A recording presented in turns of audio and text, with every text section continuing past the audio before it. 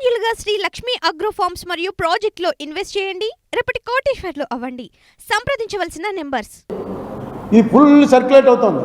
ఇది అబద్ధం అయితే వెంటనే దాన్ని బ్యాన్ చేయాలి, వెంటనే చర్య తీసుకోవాలి. ఆంధ్రాలో 12.54 ఎక్కువ పెట్టారని చెప్పి అంటుంటే చంద్రబాబు నాయుడు గారు ఇందులో ఎక్స్పర్ట్. ఎందుకంటే ఫస్ట్ ఆయన ఈవీఎంలు తప్పు అని చెప్పింది ఆయనే. ఆయన దీన్ని క్లియర్ చేయవలసినటువంటి అవసరం ఉంది.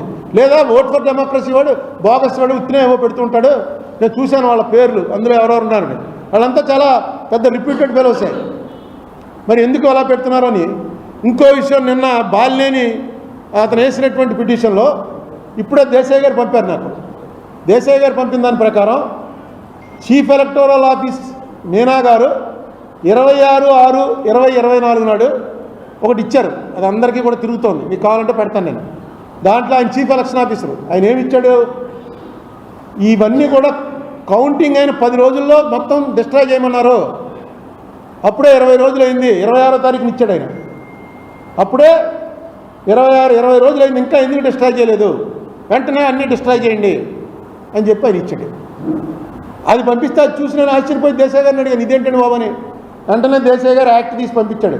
Section 81 of the representatives of people act. ఇప్పుడు అదే ఇక్కడ వచ్చి కూర్చుని రాసుకున్నది ఆయన ఇందులో పంపించాడు వాట్సాప్లో. దాని ప్రకారం 45 రోజుల వరకు అది సురక్షితంగా పెట్టించాలి. ఎందుకంటే ఎలక్షన్ పిటిషన్ అవడం వేస్తాడేమో, ఎలక్షన్ పిటిషన్ వేసేటప్పటికి అన్నీ కూడా సురక్షితంగా ఉండాలి. 45 డేస్ టైం ఇచ్చింది యాక్ట్. మీకు గుర్తుందా, జక్కంపూడి రామ్మోహన్ రావు గెలిచినప్పుడు వడ్డీ వీరభద్రరావు కోర్టుకు వెళ్ళాడు. కోర్టుకు వెళ్తే అన్నాళ్ళు పట్టింది, 3 ఏళ్ల తర్వాత కౌంటింగ్ చేశారు. 3 ఏళ్ళ ఆయన 45 డేస్ కాలదోషం పట్టకుండా కోర్టుకు వెళ్ళిపోయాడు. కానీ యాక్చువల్గా అది వాయిదాలు పడి 3 ఏళ్ల తర్వాత కౌంటింగ్ చేశారు. చేస్తే 650-700 ఓట్లతో నెగ్గాడరా రామ్మోహన్ రావు అనుకున్నది 200-250 ఓట్లు కాదు, తప్పు, ఇతను నెగ్గింది 340 ఓట్లతోటే వచ్చింది జడ్జిమెంట్. ఇక అసలు మీరు 10 రోజుల్లో మొత్తం డిస్ట్రాయ్ చేసేయండి అని అంటే ఇంక ఎలక్షన్ పిటిషన్ ఏమి వేస్తాడు. అసలు డిస్ట్రాయ్ చేసేటువంటి కంప్యూటర్లు ఆన్లైన్వి. ఇప్పుడు దానికి ఏమంటున్నారు వాళ్ళు, మీరు రండి మాక్ పోలింగ్ పెడతామని. మాక్ పోలింగ్ అంటే మనందరం వెళ్ళి ఇక్కడేమో చెప్పాలి, మేము ఇదిగోనండి మేము సైకిల్కి కొడుతున్నాం, మేమేమో ఫ్యాన్కి కొడుతున్నాం అని రాసుకుంటారు. అక్కడికి వెళ్ళి మనం సైకిల్కి ఫ్యాన్కి కొట్టాలి, చూపిస్తారు. ఇక చూడండి మీరు చెప్పినట్లు 12 మంది సైకిల్కి కొడతా ఉన్నారు, 12 వచ్చాయి. 80 మందికి ఫ్యాన్కి కొడతా ఉన్నారు, 8 వచ్చాయి. ఇది చేస్తారట పిలిచి మాక్ పోలింగ్ అని. ఇప్పుడు మాక్ పోలింగ్ అంటే అది ఇంకేముంది, మాక్ పోలింగ్ కూడా కావాలండి. ఆవేళ పోలింగ్ అయింది కావాలి, కానీ ఆ చిన్న స్లిప్పులు వస్తాయి. ఆ స్లిప్పులు ఎందుకు, ఇలాంటి కంటింజెన్సీకే. ఇలాంటిది ఏమైనా వచ్చినప్పుడు స్లిప్పులు లెక్కడానికి ఆ స్లిప్పులన్నీ డిస్ట్రాయ్ చేసేసారట.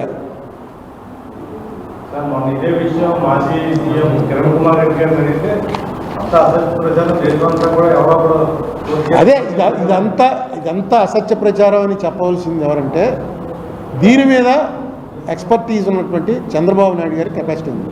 ఎందుకంటే ఆయన ఇంతకుముందు కంటెస్ట్ చేశారు. పాపం ఆయన ఎవరినో ఒక ఆయన్ని అరెస్ట్ చేసి జైల్లో కూడా పెట్టారు. ఒక ఈవీఎం మిషన్ సంపాదించాడు ఆయన, పేరు ఇది తప్పుడు ఆర్గనైజేషన్. ఇలాంటివి అనేక అపోహలు రేకెత్తించి ప్రజల్లో నోటికొచ్చినట్టు చేస్తున్నారని అది చెప్పండి. అలాగే ఇది క్లియర్గా రిప్రజెంటేషన్ యాక్ట్ ప్రకారం 45 రోజులు ఉంచాలంటే 26వ తారీఖు అంటే నెల కూడా అవ్వకుండా 10 రోజులు కౌంటింగ్ అయిన 10వ రోజులే. 26 అంటే 20 రోజులు, కౌంటింగ్ అయిన 20 రోజులకి మీనా గారు ఆర్డర్ అలా ఇచ్చాడు. యాక్ట్ ఏమన్నా మారిందా, ఇది చెప్పవలసినటువంటి అవసరం ఉంది. ఎందుకంటే దీని మీద చాలా చర్చ జరుగుతుంది. ఇది స్పెషల్ కేటగిరీ స్టేటస్ 5 మండలాలు. నేను చంద్రబాబు నాయుడు గారి ప్రభుత్వం ఎలా జరుగుతుంది ఇవన్నీ కూడా కొన్నాళ్ళు టైం ఇచ్చి దీనికి, ఎందుకంటే ఇంకా ఇనీషియల్ స్టేజ్లో ఉంది, ఏదో రెక్టిఫై చేయడానికి ప్రయత్నాలు చేస్తున్నారు. కొన్నాళ్ళు టైం ఇచ్చి వీటి మీద మాట్లాడతాను.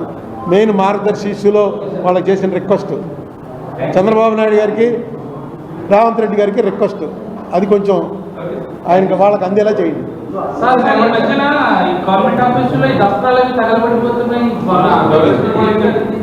ఇదేదో కొత్త పెచ్చకోలేదు, ఆయన ఎప్పుడు వినలేదు. మరి దస్త్రాలు తగలబెట్టేయడం అదేని, అసలు దస్త్రాలు ఏమీ ఉంచట్లేదు, అన్నీ కూడా కంప్యూటర్లో లోడ్ చేసేస్తున్నారు. ఇప్పుడు చంద్రబాబు నాయుడు గారు వచ్చాక తగలబెట్టారు కదా, అంతకుముందు ఏదో కోర్టులో తగలబెట్టేశారన్నారు, కోర్టులో దస్త్రాలు.